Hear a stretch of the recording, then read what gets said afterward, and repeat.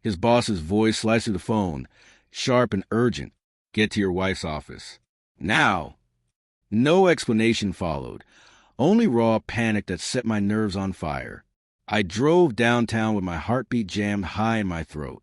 The streets blurred past, headlights dragging into streaks of white, horns muffled beneath the ringing in my ears. When I pulled up, the building was drowned in flashing red and blue. Police cars lined the curb. Officers filled the lobby, radios hissing and spitting static. On the sidewalk, one of her co-workers found me. She was trembling, eyes red with tears. "Don't go upstairs," she whispered, gripping my arm. "Please don't." I didn't listen. I shoved past uniforms, ignoring their orders, storming up the stairwell 2 steps at a time. Something deep inside me already knew, yet nothing could prepare me for what waited. Her office door hung open, yellow crime scene tape, not yet strung across the frame. I slipped inside before anyone could stop me. The room looked ransacked, desk overturned, paper scattered like leaves, her purse split open and gutted, its contents spilled across the carpet. 2 coffee mugs lay toppled, emptied as if they'd been shared in secret. But it wasn't the mess that stopped me cold. It was the stillness. She was gone, and so was he. A detective spotted me and tried to push me out, but my eyes had already locked on something on the floor, a framed photograph, glass cracked from its fall. My wife smiling beside her boss. Too close, too familiar. My chest tightened. I told myself it was nothing. Co-workers framed photos together all the time, but the look on her colleague's face downstairs said otherwise.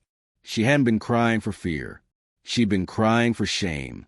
And with that, denial began to fracture. I didn't confront her. Not yet.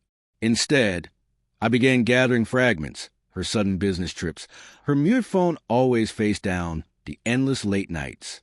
I checked her call logs while she slept, copied numbers into my own phone under false names, dug through emails she thought she'd erased. Slowly, a pattern surfaced. Stories that didn't match her movements.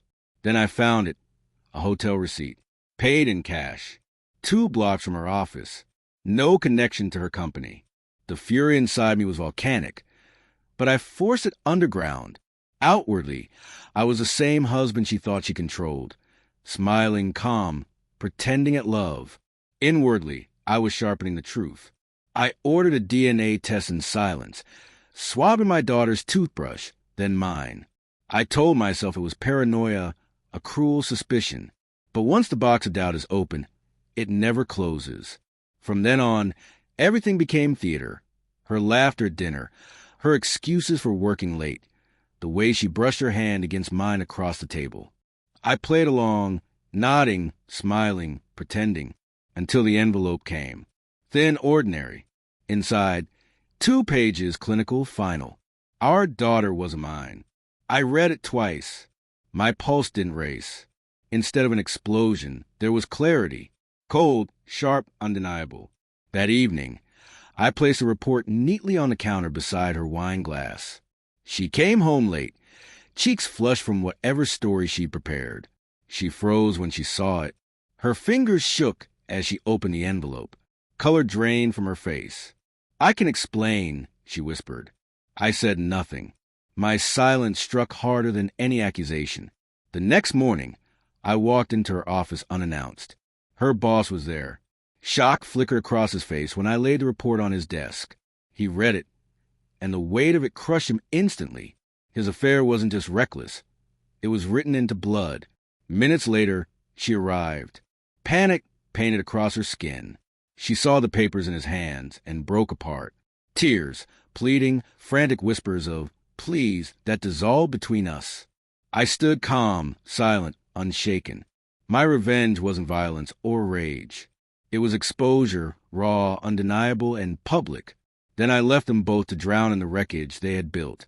At home, I packed in silence. My daughter, hers, slept upstairs. I kissed her forehead one last time, not as a father, but as a man saying goodbye to a lie too heavy to keep carrying. I felt no anger, only finality, some betrayal scream. Mine whispered until it hollowed everything. But when the whisper finally died, What remained wasn't grief. It was freedom. I closed the door behind me, certain I would never return, because some truths don't break you. They unchain you.